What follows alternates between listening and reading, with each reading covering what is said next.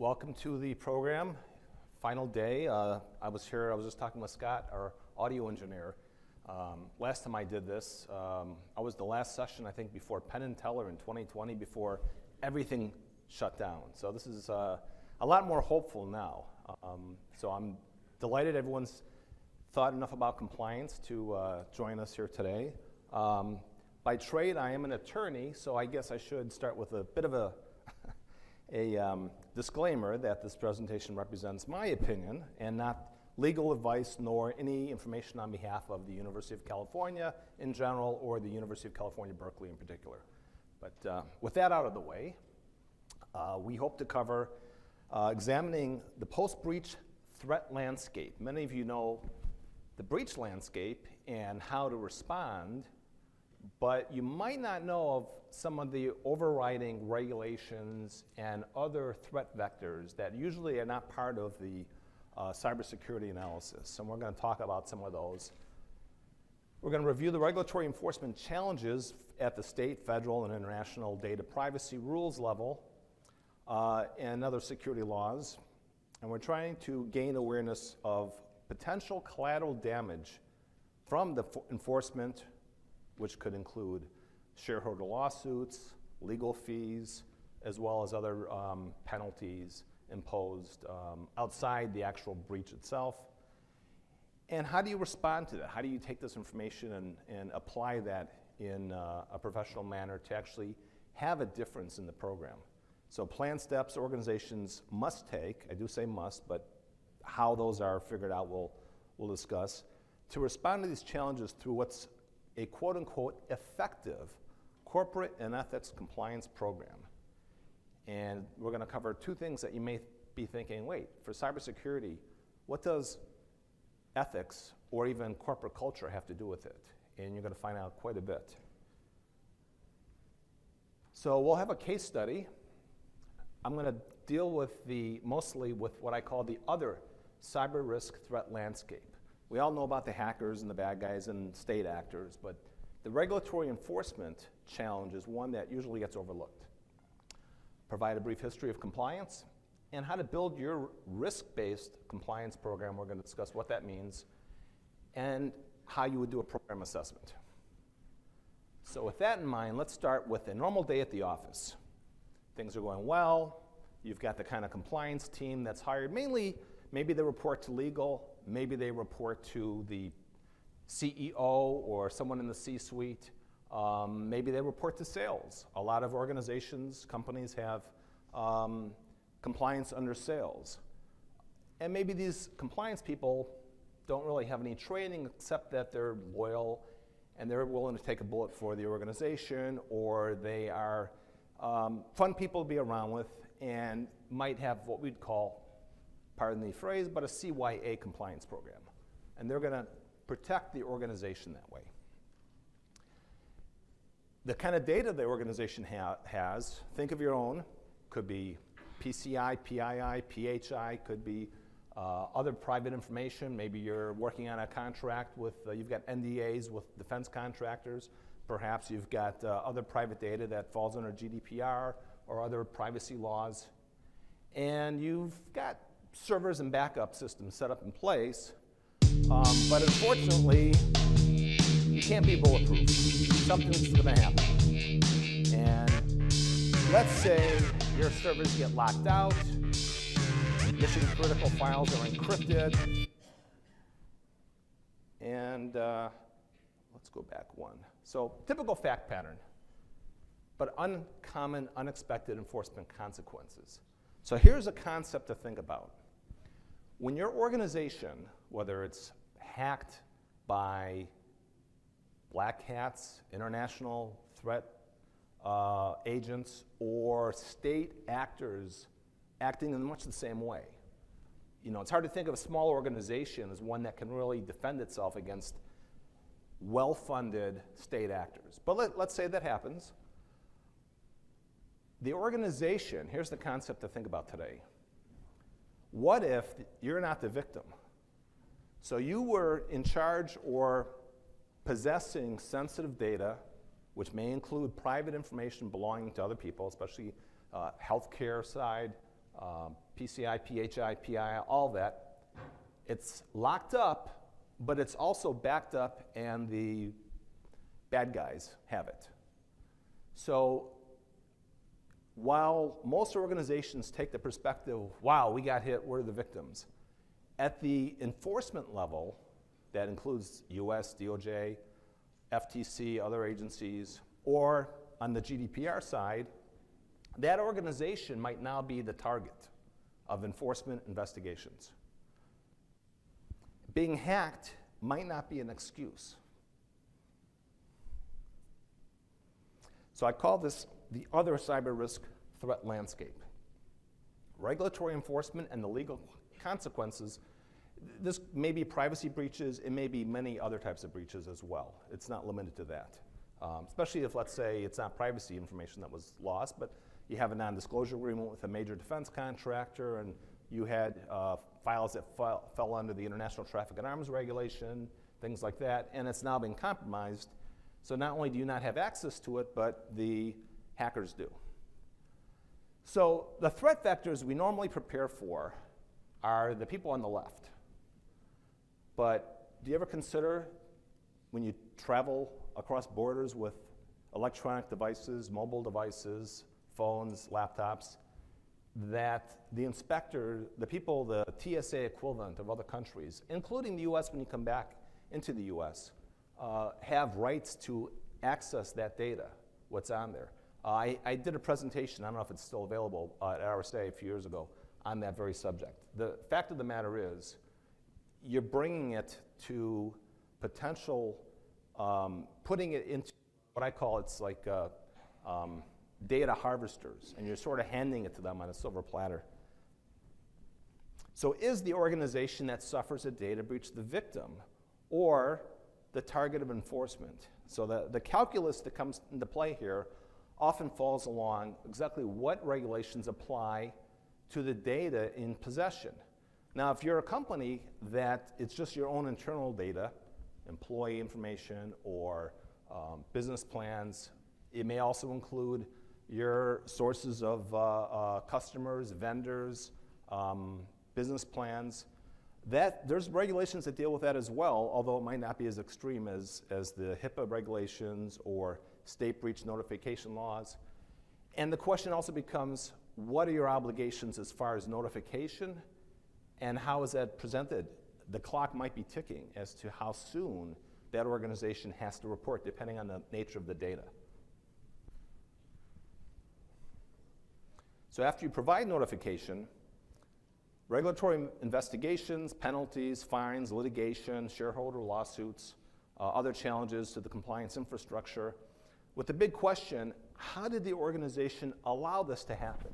So while many people are huddled together in their incident response teams and working with the SOC and trying to recover the data and determining whether or not there's ransomware that they have to pay, and if they pay it, are they going to get it back? And if they pay it, does it go to an OFAC violated entity? And while they're trying to respond, meanwhile, this other process is happening, asking that question. How did the organization allow this to happen? And that's a completely separate metric. So privacy and security enforcement. When companies tell consumers, and this is just looking at one aspect of the potential harm, when companies tell consumers they will safeguard their personal information, the Federal Trade Commission can and does take law enforcement action to force companies to live up to their obligations. The FTC has brought legal actions against organizations that have violated consumers' privacy rights or misled them by failing to maintain security for sensitive consumer information or caused substantial consumer injury. Now again, you might be thinking, wait a second, we're blindsided, we're the victim, we got hacked. So let's continue that analysis. Recent cases, these are not, I'm not going to any specifics here, I'm just using these to demonstrate that this process I'm describing is active, it's current. These are very recent cases. Every case here probably has, in addition to the ones listed, a significant number of cases under investigation that might not have gone that far. But that doesn't mean that hours weren't spent and teams assigned to investigate and make a determination whether or not a potential prosecution would proceed. I can keep that up for a second if you want, or got a lot of material to cover, so. These slides are available somewhere, I'm not sure. Jana might know that they can be downloaded. So let's talk about the concept here that if you've attended some sessions I've done in the past, you might be familiar with. But when I say compliance, I don't mean the CYA, these people are fun, they're going to protect their organization compliance. I'm going to describe a very specifically defined framework that DOJ and other agencies use. They use it to actually base the criteria for how they dissect an organization's compliance program. So let's start with the concept of an effective compliance program. And the starting point may surprise people when you realize where this was born. So think back, how many people here remember a company called Enron? Okay, how about WorldCom? The great thing about those two organizations is their destruction, as horrific as it was, gave birth to modern compliance. And the actions that came out of that are embedded in 8B 2.1 of the US Federal Sentencing Guidelines.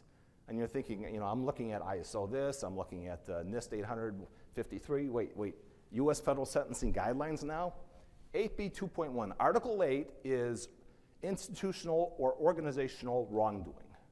So when organizations get in trouble, Article 8 comes in. And so the concept here is that the two factors that mitigate the ultimate punishment of an organization, and again, think in terms of Enron and WorldCom, are one, the existence of an effective, and that's the key determining factor, effective compliance and ethics program, and self-reporting, cooperation, acceptance of responsibility. So what are the 7 elements, what is an effective corporate compliance program? It's effective based on, again, going back to the US Federal Sentencing Guidelines, 7 elements. Now, these 7 elements might be different from company to company in any kind of risk-based structure.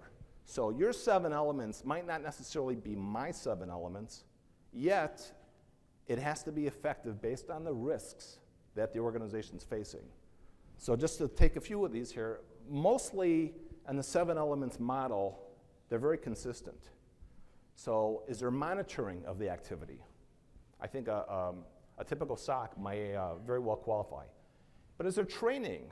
You know, you find out that you have a pen testing problem that's revealed, people keep clicking that link.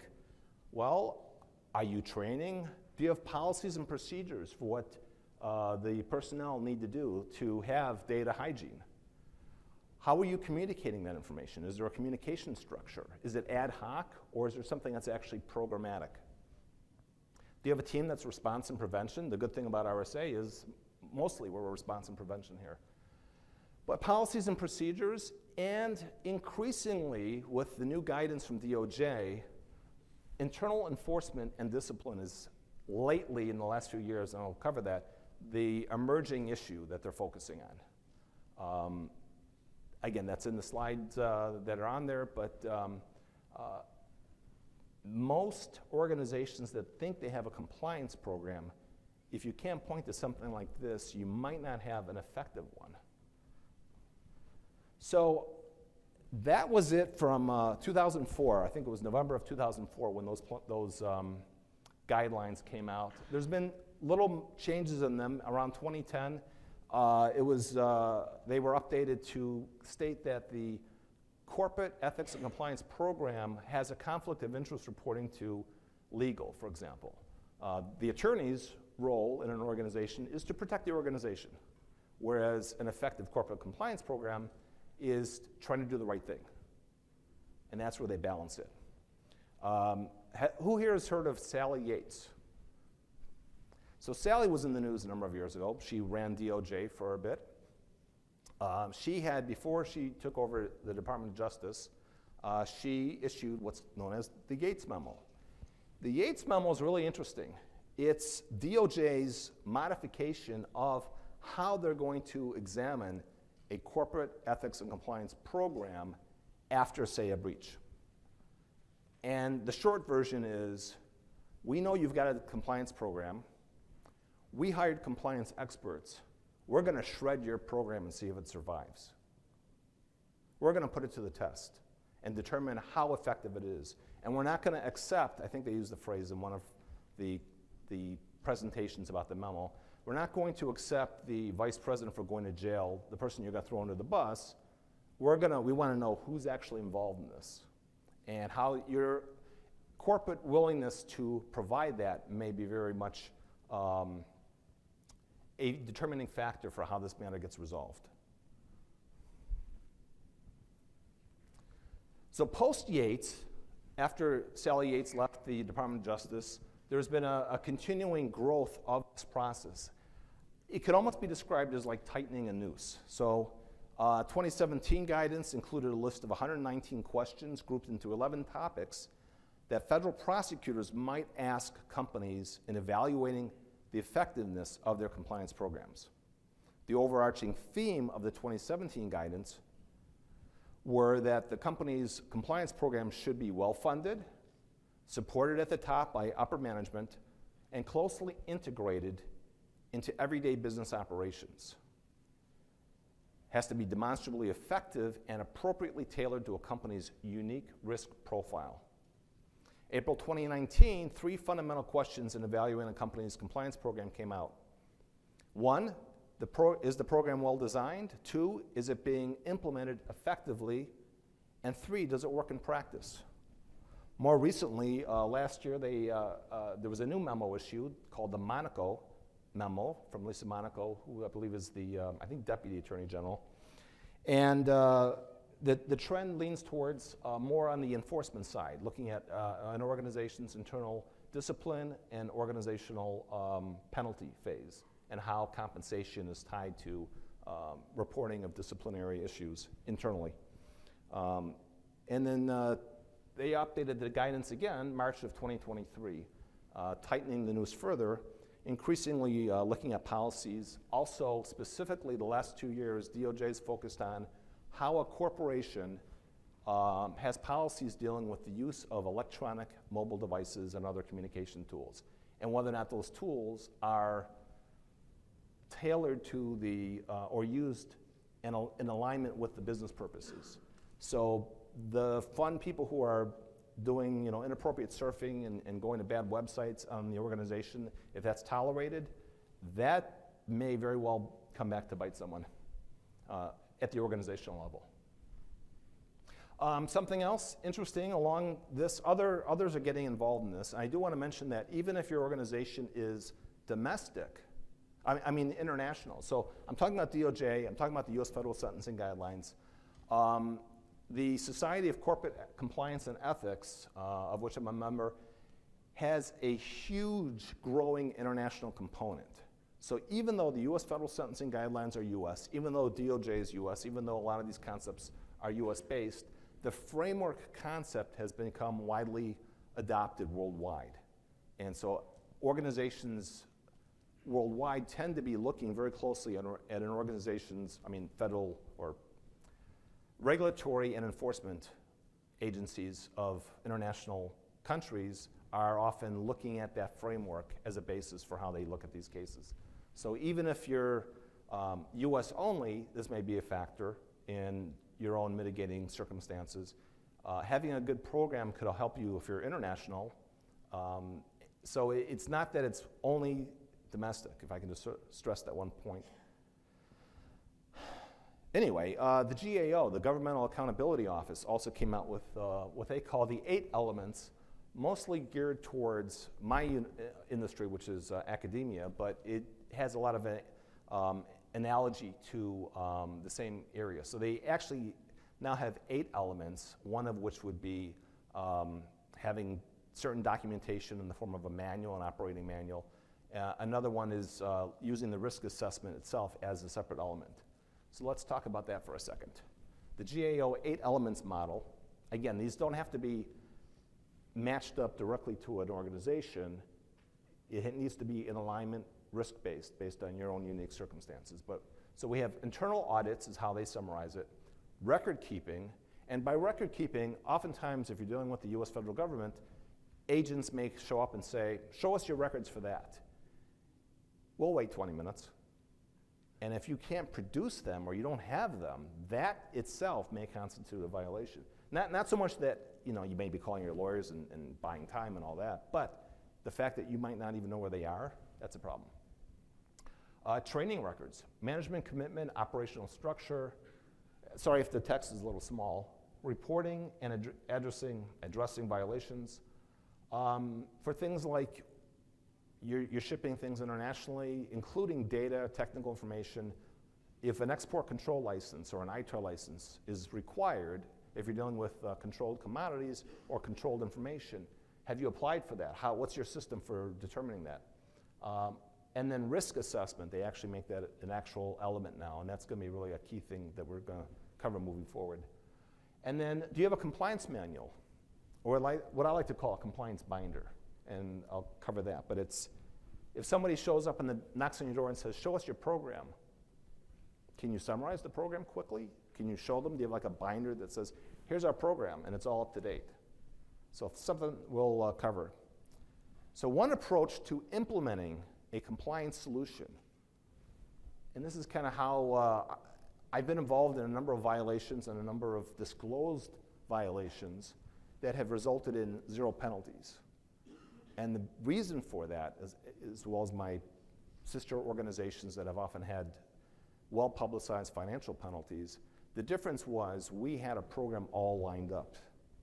We had gone through these steps. Most of them aren't necessarily familiar or haven't heard of the 7 elements, and that's at least to have a risk-based program that they can speak to. So one of the things that we've been working on at the UC is forming cross-functional compliance teams.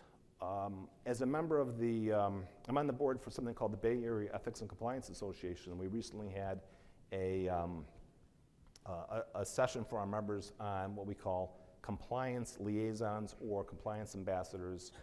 There's different names, a lot of organizations have them. The idea is that we're going to train and deputize people across functional groups who have an extra level of training to help be the eyes and ears for the compliance program. We might not necessarily be able to promote somebody or give them more money, but do we give employees the ability to have tools to do their job effectively, and do we also give them opportunities for growth and additional training? And this internal process meets some of that. Risk assessments, you have to be able to document and identify your highest risks and run reports to determine exactly where your gaps are between the current structure and those risks, and keep it up to date. Mitigate with the up-to-date 7 or 8 elements of an effective compliance program. Again, the effectiveness has to be sort of put to the test, and that's where you look at those different elements. And then continuous monitoring, and above all, record keeping that is viable. So I'm building and assessing roles within your organization. Think of this as sort of a compliance quote. We like to say that hope is not a compliance program. It certainly doesn't help you that, well, we really hope it's going to work. But what if you can connect cross-functionally with other groups? How many of you here work with a compliance team or a compliance officer or a chief compliance officer? Great.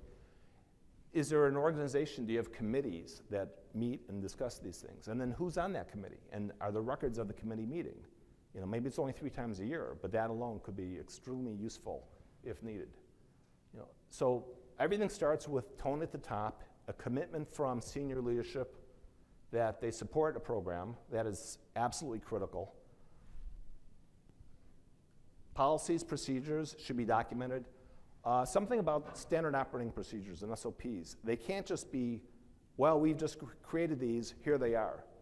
One of the things I like to do is have a committee that identifies who needs to be able to speak to what those SOPs should be. You want to document current processes, so they have to actually be live, living procedures, and then identify gaps and modify as needed. So who's on the team helps that. So in the center, we have our 7 elements. And then on the outside could be data privacy, cybersecurity. Who's in charge of record retention? Who's in charge of Training. Do we have a learning management system, or is it live training, webinars? Do we keep attendance as to who attends? Who missed those?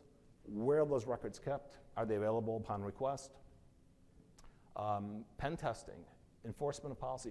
Any organization, big or small, should be able to fill that quilt with the components from that organization uniquely.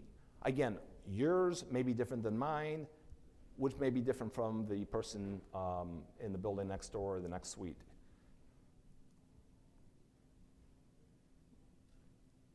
There we go.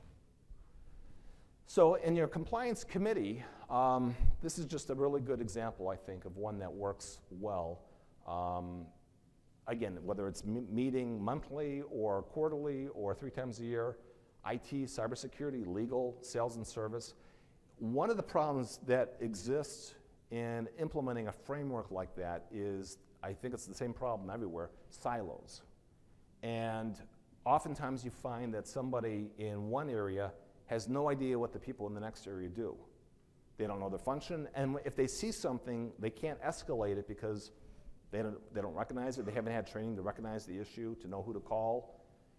But if you have some kind of a committee where people meet and they know each other, then now you can actually say, you know what, I saw something. Is this something we need to be concerned about? And then again, that's a process that shows the program actually is functional and working. So how do you go about building your risk-based compliance program? So what are the goals of the program? You want to be able to perform a viable risk assessment to understand the highest risks. You want to define systemic vulnerabilities, gain perspective on evolving regulatory expectations. Every year, whether it's DOJ or another agency, these things change, and they're always passing new laws that may impact, especially the cybersecurity world, as data becomes more and more prevalent, more complex. We haven't even seen where that's going to go with all the new machine learning concerns. Gain perspective on, well, we got that. Structure a risk-based cross-functional compliance program to mitigate these challenges. The key thing here is that compliance isn't the compliance officer's responsibility. Compliance is everyone's responsibility. It's a shared governing responsibility that if it becomes part of everyone's process, then, and it's embedded in the day in, day out operations, then you've got something that you can demonstrate is actually a viable program. Viable program, but it's also a tool that you're going to be able to describe and show in the event of a data breach. So again, while someone's doing the incident response, if someone knocks on the door and says, how did this happen? Now we can actually explain. You're not bulletproof. You're not expected to be bulletproof. Everyone's going to get hacked. The real question is, how do you explain how it happened or how it was allowed to happen? We put together a risk-based program, and we still got hacked by state actors. That makes sense. That happens. But if it's like, well, we got hit by state actors, who could have predicted? It doesn't fly. Leverage compliance ambassadors, develop a team mindset, and remember, compliance is everyone's responsibility. So when you do that risk assessment, and it has to be cross-functional, it can't just be one person knocking on the door saying, I'm here to find out what our risks are. Determine what kind of data. Does your organization have an obligation to anyone outside it because of the nature of the data you have? Could be a non-disclosure agreement. Do you sign them? Do you receive technical information, especially, again, for defense contractors? PHI, PII, PCI, where is that kept? Is the backup server the same as the main server so that hackers who lock one can get them all while they're infiltrating and going on a frolic and detour exploring for 6 months before they decide to lock it? Technical information, insider threats, that's another one, but that's a future talk. And is ransomware, is it a risk? What happens if that business loses the ability to have access to those records? Especially in the medical side, you can see how that's critical. All that has to be determined. Okay, this is our highest risk. Now, where do we go from there? So, to launch a compliance program based on 7 elements, we've identified the highest risks. We need to start developing mitigation strategies build an enterprise-wide communication structure. Could be a newsletter, could be committees, could be a hierarchy that has top-down subunits. Again, it has to be risk-based based on that organization. And then balance, you still need to meet your operational needs. We're not saying stop doing business. Come up with something that balances that compliance goals with the operational needs of the company.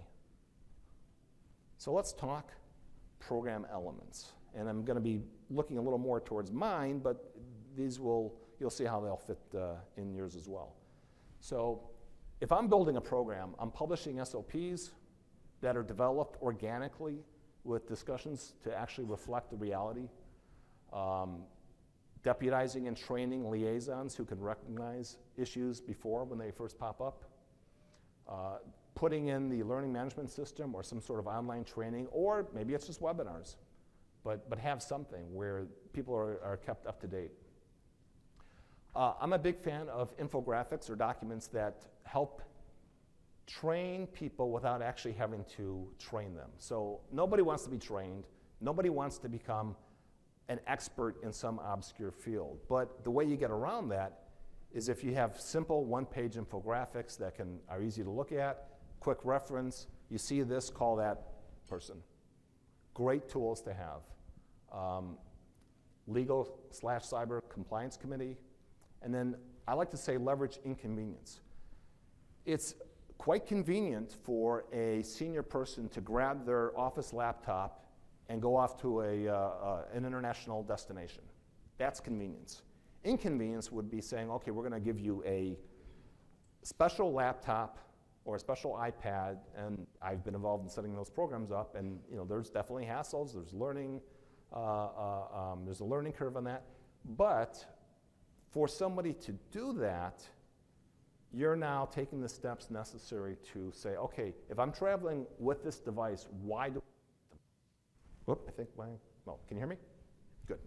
Why do I need that device? Do I have it just so I can surf the internet internationally? Do I need to do work? Can I have access with a thin client to my web-based information? Or am I in a country I'm traveling to that doesn't actually have a VPN available? All these things should be, that analysis should be part of the equation. And then if you go through that, yeah, it's inconvenient, but inconvenience can be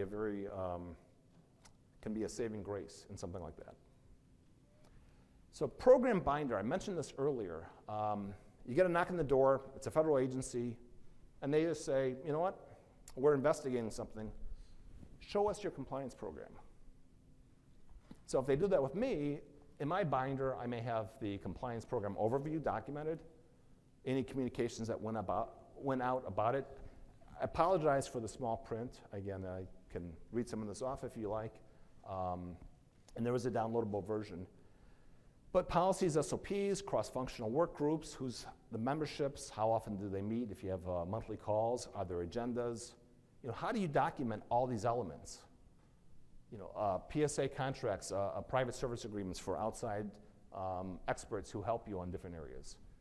Audits and assessments. So in the past, when I've dealt with, let's say, the State Department, the question has come up, when was your last audit and how often do you do one? And part of the corrective tool set was to come up with ways to have corrective actions based on steps we're going to tell the federal government we're going to do. And it all fits into this one document, and it's always up to date, so you can actually have a physical binder and hand it off to an agency and say, here it is, here's all the records. That's a compliance program. But it's also tailored for a specific purpose, so yours may be different. Your mileage may vary. For risk assessments, I don't know if anyone's heard of this, but NIST 8062 is a really neat place for a cybersecurity risk assessment starting point. And it covers things like looking for privacy requirements, risk assessments, map the system capabilities, risk management framework, what controls are there. And a fun little story that I once had a friend of mine tell me, if you took the legal experience, going to law school, become an attorney, compressed it down to 3 volumes of an encyclopedia, and then you compress that down to one volume, and you compress that down to a chapter, and then a paragraph, and then a sentence, and you take that one sentence and you compress it down to one word. That word is notice. And the power of notice is, if you look in the lower left there, risks identified, controls implemented, how the system meets requirements, and who's notified of that.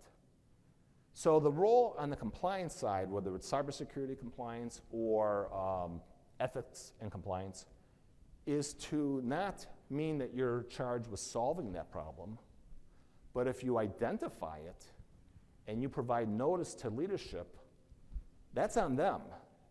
You've served the organization. Again, you can't be bulletproof. You're not expected to be bulletproof. Bad things happen. The question is, was somebody in a leadership position on notice and in a position to take steps to mitigate that risk? Cross-functional liaisons. The idea here is that you don't want to make somebody an expert. You don't want a doctor. I'm not going to take someone in accounting and say, I want to teach you all about this area or make you a cybersecurity professional. But what we do want are first responders, like paramedics. So a paramedic knows enough to triage immediate things. They're empowered to do triage in the field, but then to escalate to the experts who need to know. The goal is not to achieve expertise, but to implement red flags. If you see this, call that individual, that department, that email, follow the SOPs, and work out an escalation process. Now you've got controls at cross-functional units. Could be shipping, could be international travel booking, could be vendors even, potentially. So if we revisit the case study from the beginning, you have the same fact pattern, only now, when the investigation starts, you have a framework to say, yeah, we identified the risks. We were in the process maybe of mitigating that particular risk that occurred. We've taken these steps. We still got breached. However, here's our program. Here's where we're at. And here's our planned corrective actions to ensure or reduce the likelihood of this having a recurrence. Again, no one's expecting bulletproof, but do you have that program in a position for next steps that somebody at the federal level or a federal level internationally can say, yeah, you did everything you could. So to apply what we've learned, and I'm going to leave time for questions, and I apologize for running through this kind of quickly, but RSA likes to look at things like how do you actually take these concepts and put things in practice. So my version is next week you should review how your program looks to an outside investigator. What would happen if someone says, show us your program? What's the equivalent of your binder?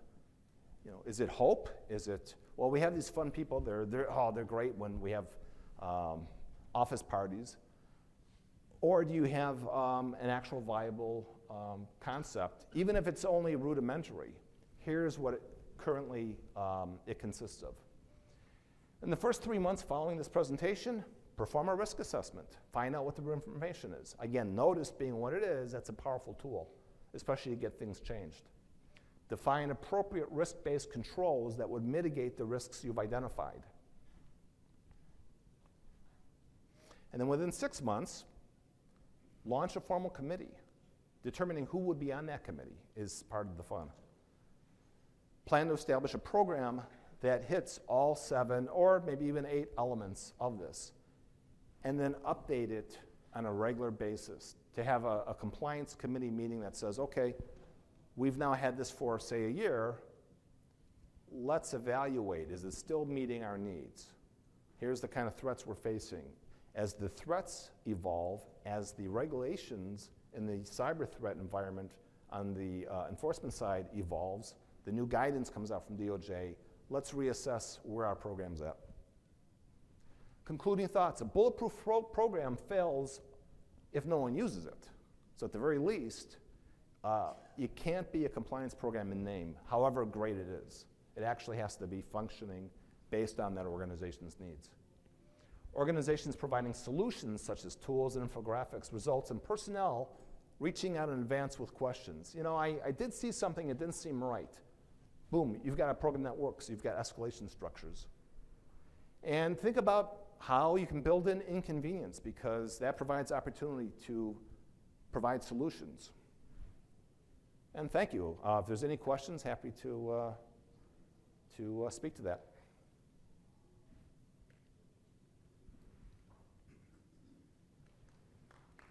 Thank you. And don't forget, fill out your surveys. Yes, sir. Please. Oh. So thank you. This is incredible information, and and to me, this is designed to help security professionals avoid criminal liability. But that's a big part. I didn't want to spell that out. Well, when you talk about DOJ prosecution, the sentencing guidelines. Yes. You only need sentencing guidelines if you're being tried in a criminal court. And Article 8, though, is for organizational wrongdoing. Okay. So that's the Enron But here's idea, my yeah. question. Mm-hmm. So I've sat in other sessions that are telling security professionals to refer to any of the various NIST frameworks, the risk management framework, the cybersecurity framework, the software one, the AI one. Yep. So Yep. how does what you're saying here map to the NIST frameworks? So that's where you do a risk assessment, and it says, oh, we have this problem. Therefore, we are bound for the work we do by that NIST framework. And that's where you line it up. And then in your program, as you develop that and document that, you would say, okay, well, we found this risk, and based on what we do, this is our high risk, and here's where the NIST framework mitigates that risk. Or we're obligated to apply or adhere to that framework. So the two do fit together. And in fact, that NIST framework that you're going with would be part of that program binder, and with the justification for why it applies. So I think the two fit absolutely perfectly together. Yes, sir. Hi, thank you. I work with small businesses, so this becomes a very complicated thing when it comes to money. Resources. Right? Resources, yep. Right? So I have two questions given that information. One, as an MSP, we're working for an MSP, the legal ramifications of something not going correct, does that flow through to us? I think it might. And then two, is there a sort of pared down version of this that smaller businesses are required to meet, or are small businesses required to meet the full Monty of these requirements? It's all risk-based. It's all based on, if the small business, they're small, but they're carrying all this hospital data. And they were careless with all this hospital data. So some great stories I heard about a scenario where somebody, an individual, was not home, and they had all the good, juicy data on their laptop, and it was encrypted, it was secure, everything sounds great, except their poor data hygiene controls and training allowed them to have a Post-it note with a password on top of the device when it was stolen. One individual, as we just saw recently with the case of the Cape Cod, was it? Individual, the airman, 21 years old. Yeah. Sometimes your smallest, seemingly insignificant kind of risk suddenly blows up into an international incident. So even whether it's an individual company, it really depends on what level of data they're having and what kind of harm they can cause. And even if you don't have the resources to have 7 elements, do you have a risk-based program, even if it's just one person who's holding on the compliance for it? Or maybe you don't have a person, shared hats, shared responsibilities, but is that viable and risk-based that that individual has something is it overwhelming their responsibility? Then someone needs to at least document to leadership, even a small business leadership, that we have a big problem. And maybe you can outsource some of that. Maybe there's other creative ways to put controls in place that based on the threats we face, we feel we actually have a viable program to at least mitigate those risks. And in some cases, the Commerce Department's Bureau of Industry and Security regularly has outreach and opportunities for small businesses to connect with them and discuss what are the challenges, what are the solutions, what opportunities are there. And in some cases, there's a lot of things that don't actually cost a lot of money. Creativity certainly is not against the law also. Thank you. Any other questions? If not, I think we've got some exciting people in the keynote coming up. So thank you all for selecting this session. And again, please fill out your surveys and have a great rest of the conference.